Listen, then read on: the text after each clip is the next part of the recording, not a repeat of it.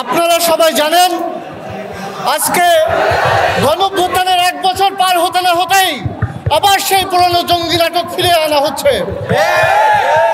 আমরা ইন্টারিমের কাছে জানতে চাই, কার ইশারায় সেই পুরনো নাটক আবার মঞ্চস্থ করা হচ্ছে। গত 10ই জুলাই আমরা দেখেছি মার্কিন রাষ্ট্রদূত বলেছে যে বাংলাদেশে জঙ্গিবাদ ইস্যুটাকে হালকা করে দেখা যাবে না। তারপর থেকে আবার সেই জঙ্গি যুদ্ধ শুরু হয়ে গেছে। এই বাংলাদেশ কার ইশারায় চলবে? এই বাংলাদেশ চলবে বাংলাদেশের জনগণের ইচ্ছা অনুযায়ী। এই বাংলাদেশ ভারতের ইশারায় চলবে না। এই বাংলাদেশ মার্কিনদের ইশারায় চলবে না। আমরা স্পষ্ট করে বলে দিতে চাই, আমাদের কোনো ভাইকে আর বিনা বিচারে গ্রেফতার করা যাবে না। আমাদের কোনো ভাইকে আর জঙ্গি নাটকে ফাঁসানো যাবে না।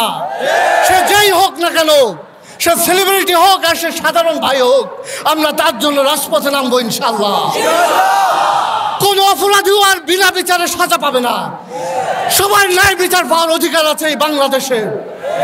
আমরা দেখেছি সেকুলার ব্যবস্থায় যে কারো ওপর দায় দিলেই সে গিলতি হয়ে যায় না, কিন্তু ইসলামিক ভাইদের ক্ষেত্রে আমরা দেখি তাদের ক্ষেত্রে কোনো অভিযোগ আসলেই তারা নিরপরাধ, এটা প্রমাণ করার দায় যেন তাদের।